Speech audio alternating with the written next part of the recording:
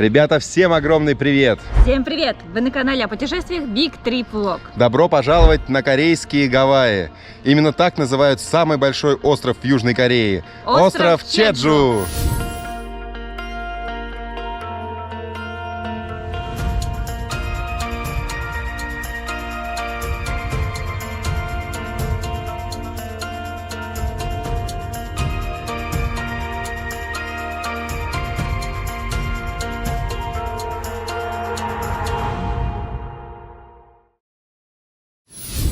Мы приехали в 12 ночи, но несмотря на это нас быстро заселили. Посмотрите, как внутри стильно, красиво, современно. Очень много акцентов на зеленых листочках, потому что на этом острове много чайных плантаций, много мандариновых ферм. Здесь находится зона отдыха или ожидания.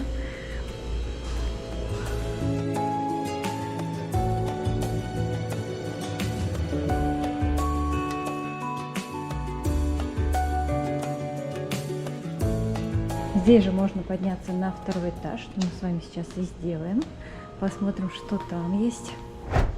Написано, что там находится кимчи-музей. Интересно. Действительно, здесь есть кимчи-музей. Я бы на это посмотрела. Да, друзья, представляете, прямо в отеле есть центр кимчи. Здесь рассказывают о том, какие кимчи существуют из пекинской капусты. Это похоже на лук-порей. Это я даже не знаю, что такое, потому что все написано на корейском языке, но весьма забавно. Никогда не видела музей, посвященный кимчи. Но, кстати, вот корейской морковки мы здесь нигде не видим. Кимчи всегда подают. О, как будто бы настоящее. По всей видимости, на плакатах показывают, как готовить кимчи, какие специи необходимы для этого, чтобы получить это интересное блюдо. Здесь также есть обзорная площадка, чтобы полюбоваться на остров Чеджу. Сейчас я вернулась на первый этаж, где находится кафе. Более подробно вам покажем, когда будем завтракать.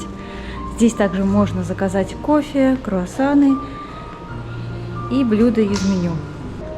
Ну и, наверное, самое важное, что есть в кафе, помимо того, что вы здесь можете перекусить, здесь выход к бассейну. Он подогреваемый, поэтому это удобно, когда вы приезжаете не только в летнее время, но, например, и в весеннее, и в зимнее. Искупаться в таком бассейне – это, конечно, чудесно.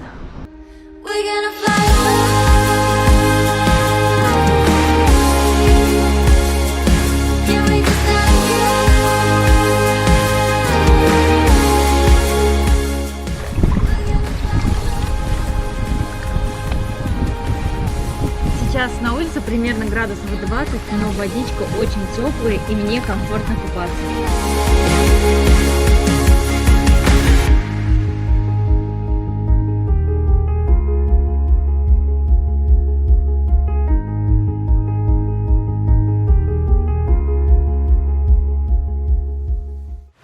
Сейчас мы возвращаемся обратно к нам на виллу. Заодно ее вам наконец-то покажем. Проходим большую территорию. Как мы видим, здесь многие приезжают на автомобилях, паркуются именно у своих вилл. Мы вчера приехали на остров Чеджу и сегодня хотим показать виллу, в которой мы остановились. Вообще она предназначена для 6 человек, то есть вы можете приехать сюда и с друзьями, и всей семьей, как вам удобнее. Мы остановились здесь вдвоем, мы бронировали маленькую виллу, но так как сейчас не так много туристов на этом острове из-за несезона, нам предоставили большую виллу, которую мы хотим вам показать. Сейчас нахожусь в коридоре, здесь огромный шкаф. Всего 3 спальни с двуспальными кроватями. Также на вилле 3 душевые, есть ванна. Мы остановились и расположились именно здесь, поэтому вы видите здесь наши вещи. Также есть шкафчик, где можно удобно распределить свою косметичку. Здесь же находится фен, туалетная бумага, чистые полотенца. Это наша спальня, на ней я не буду заострять внимание, потому что мы также здесь все уже разложили. Покажу вам более подробно на втором этаже. Здесь открывается вид на улицу, на деревья, на теплицы. Кстати, в Джеджу выращивают мандарины, выращивают чай. Как вы видите, здесь есть разные системы управления. Здесь, например, для того, чтобы связаться с ресепшеном, с охранником. Также и светом можно управлять, теплыми полами. Это гостиная. Посмотрите, какая она большая, удобная. Есть и диван, и кресло, большой телевизор, который подключен к Netflix, к интернету, к YouTube, ко всему что угодно. Большие панорамные окна, с которых открывается вид на море острова Джеджу. Также, видите, система управления различная, мы не совсем еще разобрались. Также в каждой комнате есть кондиционер. Это у нас кухня, стол, стулья. Тоже, видите, они предназначены для 6 человек. Духовой шкаф, 2 холодильника. Каждый день приносят воду, как видите. Все продумано до мелочей. Видите, здесь есть и стаканы, и бокалы, и посуда вся необходимая. Поэтому можно готовить, можно мыть посуду. И не обязательно делать это в раковине, потому что здесь есть посудомоечная машина, также есть кофемашинка, газовая плита, рисоварка, стиральная машина. Поэтому здесь можно остановиться даже на долгое время. Здесь мы видим вилки, ложки, палочки, ножницы. Также для посудомоечной машины есть капсулы для стиральный порошок жидкий.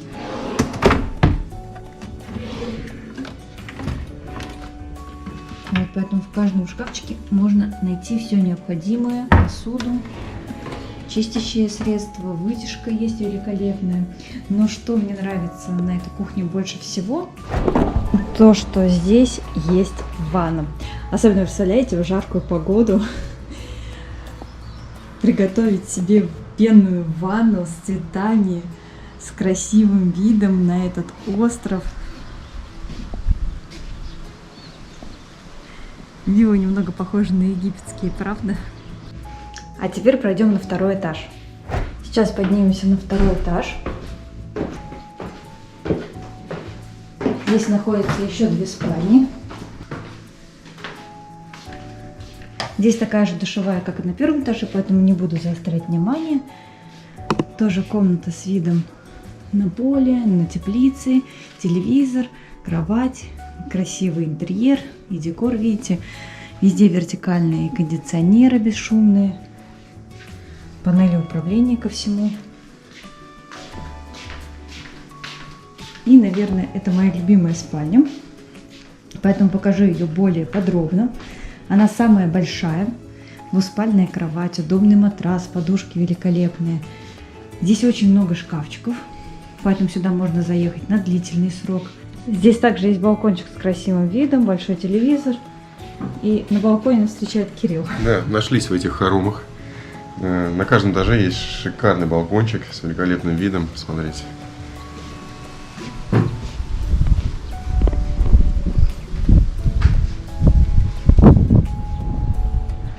А это, видимо, какие-то другие маленькие острова в Южной Корее. Вчера мы вообще узнали, что, оказывается, в Южной Корее 4000 островов. Также в этой спальне есть рабочее место. Здесь предусмотрели зарядную станцию, где можно зарядить телефоны, смартфоны, колонка. И сейчас я вам покажу здесь ванную комнату, потому что это действительно ванная. Джакузи. Можно открыть жалюзи, будет красивый вид. Чистенькие полотенца здесь. Унитаз также с управлением, с подогревом. Мы еще во всем этом не разобрались. Здесь огромнейшее зеркало и еще душ. Кстати, здесь очень приятные косметические средства бренда Etao. Я такого раньше не знала, но после него волосы действительно мягкие. Здесь есть и кондиционер, и шампунь, и гель для душа. Также в этой душевой есть фен и щипцы для волос. Также у нас есть еще 3-й этаж, правда, там не комнаты,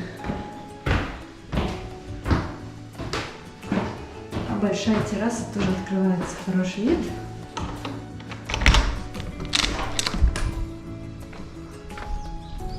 То есть вот так можно подняться на крышу виллы и посмотреть на этот остров со всех сторон. Ну, красота же, ребят. Сейчас мы вышли уже из нашего прекрасного отеля, из наших вилл, добрались до остановки, с которой отъезжает общественный транспорт.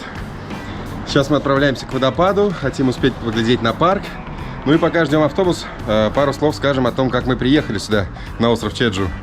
Очень просто. Из города Кенджу мы добрались на самолете, буквально час пути, и мы на остров. Да, очень просто, оказывается, друзья. Представляете, просто на самолете. Но на самом деле нам повезло с билетами, потому что Томочка урвала по акции билеты где-то 1700, да, они стоили? 1700 рублей в месяц. С багажом на человека. Вот, сюда также можно добраться на пароме. Возможно, на пароме мы будем возвращаться с этого острова. Так будет более бюджетный вариант. Ну а так мы долетели до самолета и дальше добрались. Погода сейчас в мае просто прекрасная. Светит солнышко, но и немного прохладно.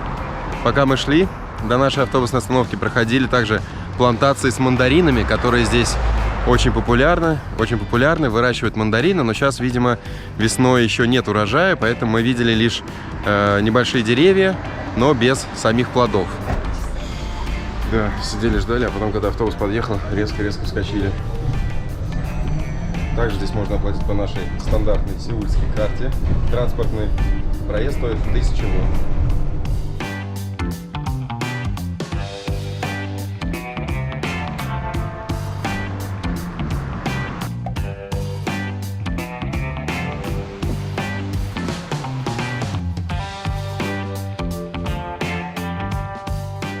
Мы доехали до водопада, который называется Чонбан. Сейчас спешим в кассу, чтобы купить билет.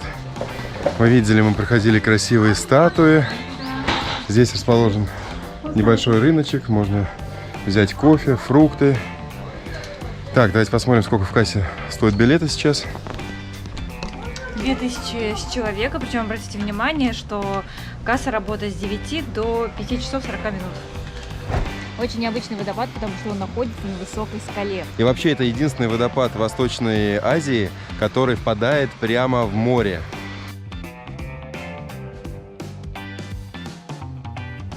Во время того, как мы спускаемся к водопаду, его также можно увидеть со смотровых площадок, но снимать сейчас против солнца не очень удачная затея.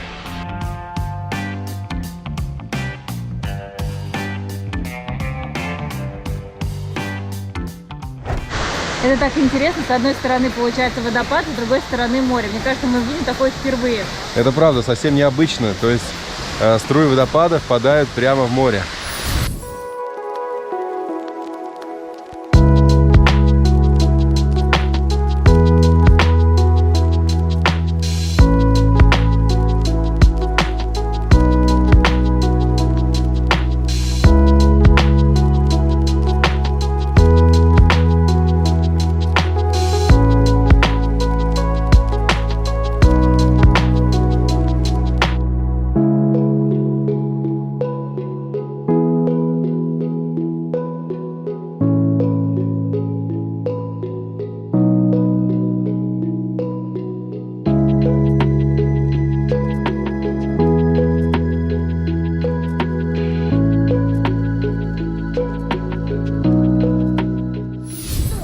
Ровно в 6 вечера к водопаду спускается охрана и всех просит подняться, потому что водопад закрывается, нельзя никому там находиться.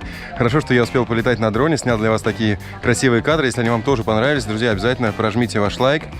Ландшафт, благо, позволяет летать сверху над водопадом, то есть снимать его именно сверху вниз, смотреть, как струи воды впадают в море. Очень красиво, очень красиво. Сейчас мы находимся наверху. Здесь небольшие сувенирные палаточки, также мы их проходили, когда поднимались. И вот можно купить сок из мандарина свежевыжатый. Как я вам говорил уже, мандарины здесь крайне-крайне популярны, потому что огромное количество плантаций и бутылочка в виде некой статуи. Которая также очень популярна на этом острове. Примерно в километре от водопада находится парк, который называется Джагури. Красивое место. Сюда мы пришли на закате. Мы видим зеленые лужаечки, различные скульптуры. И сейчас здесь прогуляемся.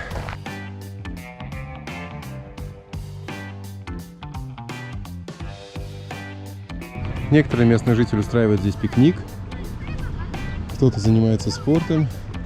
Необычные скульптуры. Знаете, что я заметила? Я заметила, что на этом острове очень популярна порода шпиц. У меня тоже есть собачка, тоже шпиц. И так приятно видеть этих милых малышей. Я соскучилась по своей собаке.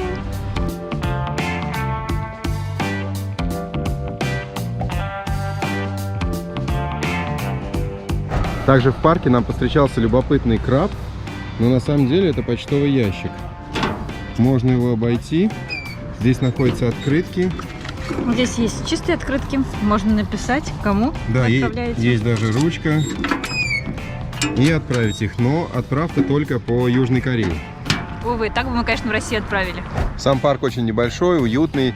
Сейчас ведутся ремонтные работы, мы видим, чтобы ближе подойти к морю, погулять по мостику, но, к сожалению, сейчас проход закрыт. Вид на соседние небольшие островки открывается. А также забыли вам упомянуть, что мы находимся, помимо того, что на острове Чеджу, также здесь есть еще различные города. И вот мы сейчас в городе находимся, который называется Согвипхо.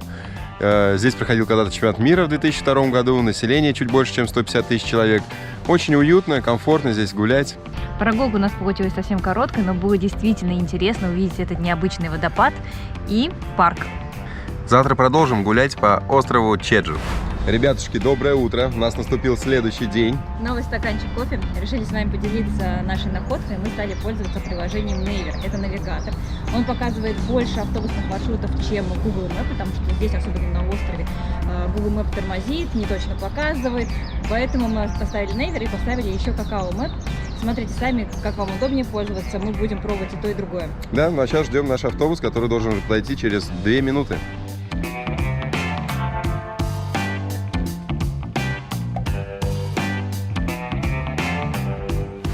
Сейчас мы вышли с остановки, пытаемся добраться до чайных плантаций, и по дороге встретили интересную достопримечательность. Старичок, который скрестил руки, сделано, скорее всего, из лавы, потому что сам остров Чеджу, он считается вулканическим островом.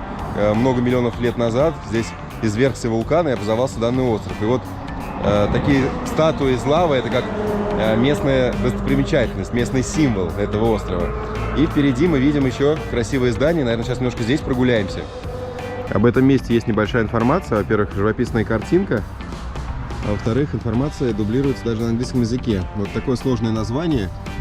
Сёндеокса. Ну и дальше вы видите, да? В общем, сложно это все прочитать. Но мы видим здесь что-то связано с Буддой. Здание было построено в 93 году. Какие-то 2 высоких здания здесь. Ну, в общем, интересно. Сейчас, наверное, прогуляемся. Удивительно, что ни в одном тургиде или где-то там на видео у других блогеров мы этого не увидели. Мы приехали сюда случайно, находится рядом с остановкой. Сейчас все посмотрим сами.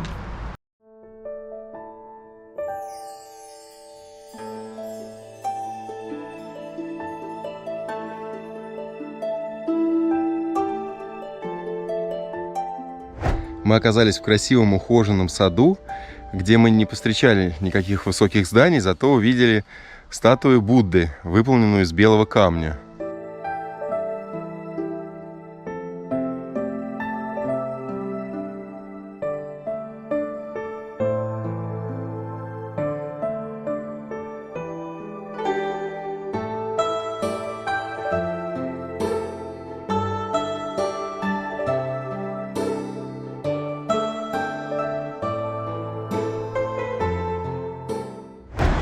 Недолго мы находились в этом парке, но место очень красивое, ухоженное, поэтому если вдруг окажетесь рядом с остановкой с чайными плантациями, то заходите сюда.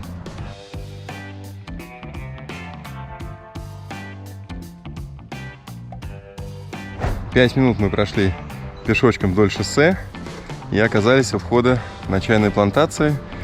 Входной билет стоит 5000 вон, но вам помимо билетика еще вас должны угостить чаем, который входит также в стоимость. Говорят, что есть 2 вида. Это желтый и зеленый чай, который здесь выращивают, и можно будет его попробовать.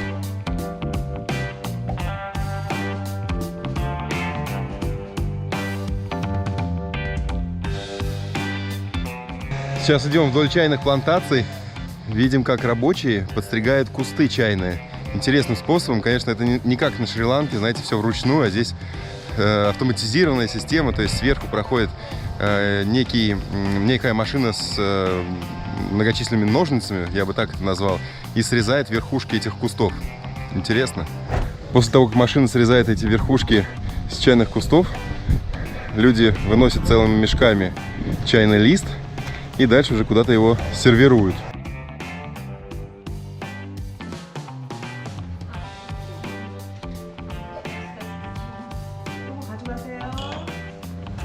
그린티, Окей. 옐로티 Окей. 이렇게 좀 같이 드세요.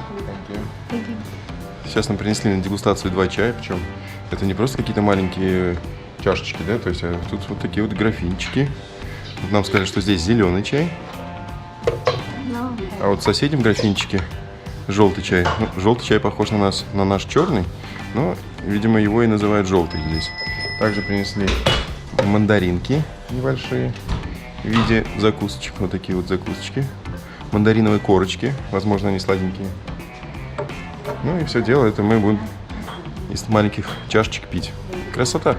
Чай приятный. Мы, конечно, не такие ценители вообще чая, я больше по кофе, но тем не менее приятно его выпить. А еще сейчас попробуем мандаринку в кожуре.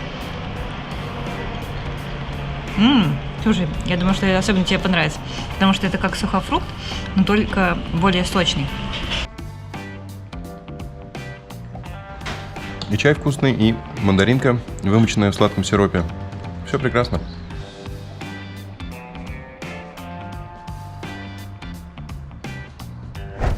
После небольшой чайной паузы вновь вышли к террасам прогуляться. Территория на самом деле здесь не очень большая, она компактная, но очень красивая, и можно везде гулять и проходить. Поэтому вам здесь удастся в хорошую погоду сделать и красивую фотографию, и полюбоваться шикарным видом.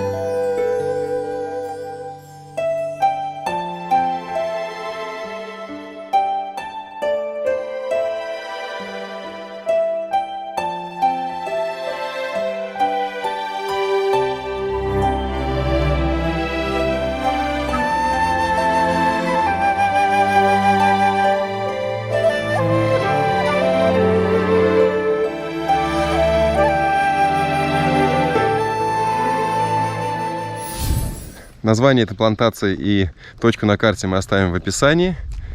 Ну а мы едем дальше.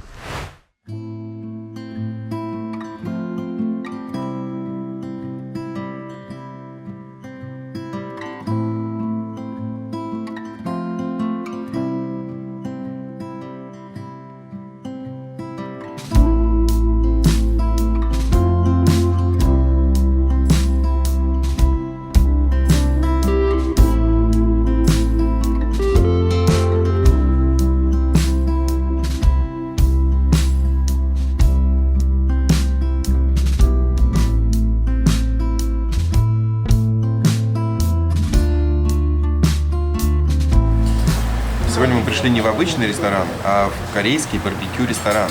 То есть мы будем готовить сами, либо нам будет помогать персонал этого ресторана. Нам уже принесли разнообразные закусочки. У нас есть специальная вытяжка, которая скоро будет работать. А, нет, уже работает. Но пока у нас здесь пусто, а скоро здесь у нас будет специальная жироварня. Ну, по крайней мере, так я это называю, жироварня. Вот. И вообще мы сегодня намерены попробовать местный деликатес, которым славится именно остров Чеджу. Это черная свинина. То есть это свинина специально выращена из черной породы данного животного. Посмотрим, как это все выглядит.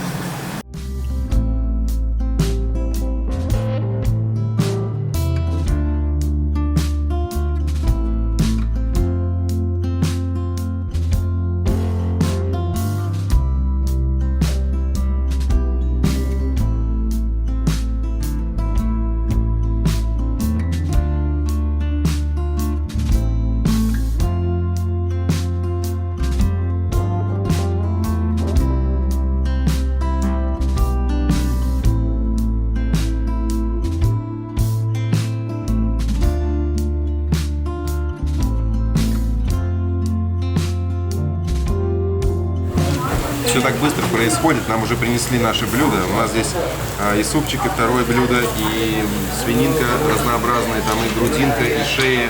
Давайте скорее все пробовать. Итак, начнем с супчика. Как нам рассказали, его готовят 3 часа, но это еще не максимум. Потому что следующее блюдо, про которое я вам расскажу, его готовят в 2 раза дольше.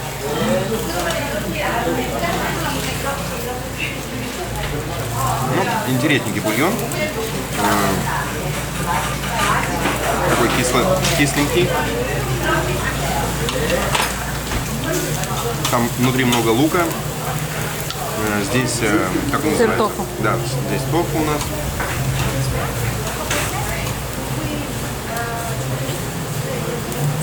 Немного похож на мисо, но все-таки немного отличается. На местный манер сделан.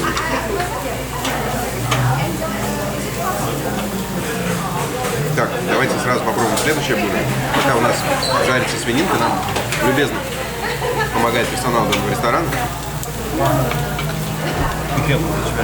Это блюдо на основе яиц готовится 6 часов. Представляете, оно стоит томится 6 часов. Невероятно. Итак, пробуем.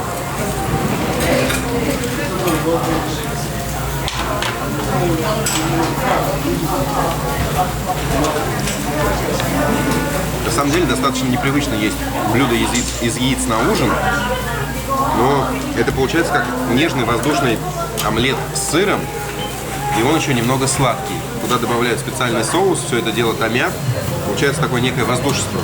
Ну, мне нравится. Мы, кстати, заметили, что они часто, да, сладкое с таким несладким, соленым совмещают. Да, ну, на самом деле, я думаю, на завтрак это вообще должно великолепно заходить, на поздний завтрак, потому что блюдо достаточно насыщенное, потому что, я думаю, там используется большое количество яиц и каких-то приправ различных. Я не знаю, что это кусочек свинины, но мне такой очень нравится, потому что там вообще нет жира, и для меня это даже больше, знаете, больше похоже на говядину, чем на свинину. Это необычно. Порекомендовали второй раз попробовать с солью и с васаби. Добавляю совсем немного, чтобы не перебить его сочный вкус.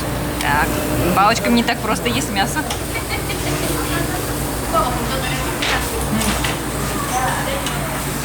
Это необычно, но это вкусно. Я просто не очень люблю свинину, но здесь мне она нравится. Может, потому что она черная? Наверное. Итак, мы взяли кусочек грудинки, положили его на листик капустный, немножко добавили чеснока, потом добавили соуса. Это, видимо, не знаю какой, может быть рыбный. Ну, по крайней мере, мы это все делаем под чутким руководством. Also, you can add a little bit rice. Little bit rice, окей. Так, теперь немножко рис, ребята, о котором мы вам еще не рассказывали. У нас здесь сковородка с жареным рисом, очень горячим. Итак,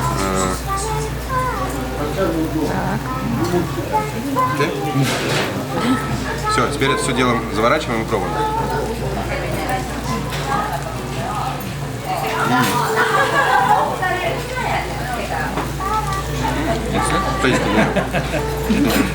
Правда вкусно, друзья. Получается некий ролл, в котором есть и свининка, и мясо, и рис, и соус, и чеснок. Чесночок, кстати. Маринованный немножко, Вот я нет? пытаюсь понять. У него интересный вкус. Он как будто немного чем-то замаринован, но похож на свежий. Может быть, у них просто такой чеснок в Корее. Но он ближе к свежему, чем маринованному, вот так скажу. Поскольку мы заказали сегодня сет свиной, то есть у нас и грудинка, и шейка, и эскалоп, мы пробуем различные вариации потребления. Итак, берем шейку, добавляем в нее васаби, дальше макаем специальный соус.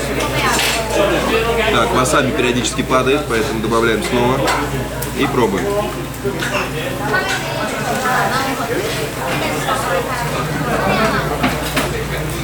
Да, здорово, неплохо, но главное не переборщить с соусом.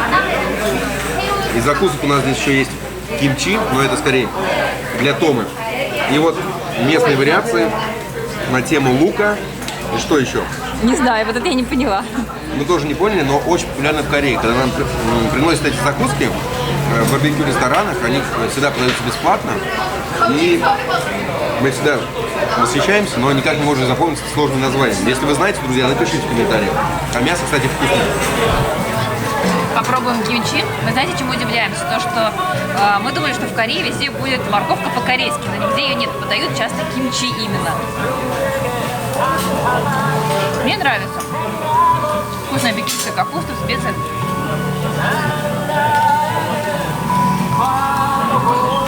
Как вы видите, барбекю на нашей решеточке подходит к концу, а это признак того, что свининка была действительно вкусная. Я не уверен, что ее можно отличить от нашей обыкновенной свиньи, да, их черную. По вкусу, наверное, это может только какой-то ценитель мяса отличить. Но в любом случае свинина была вкусная. Все остальные закусочки и блюда были, ну, по-разному, да, допустим, 6 часов томить пышный омлет, ну, по мне так немножко великовато. Это, конечно, очень вкусный омлет. Но, друзья, 6 часов, вы представляете, нереально. Вот, ну а мясо, как я уже сказал, вкусное, мне нравится.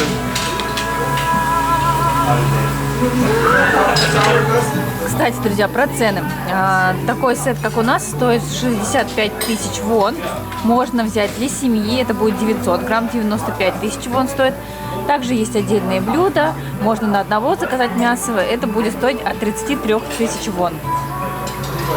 Остров Чеджу оказался богатым и замечательным, поэтому решили остановиться здесь подольше. А что это значит, друзья? Это значит, что впереди вас ждут еще новые выпуски с этого острова. Мы покажем вам самые красивые локации, самые красивые места, а также вкусные рестораны. Поэтому оставайтесь с нами, поддержите это видео лайком. Пишите комментарии и до новых встреч. Всем пока, ребята!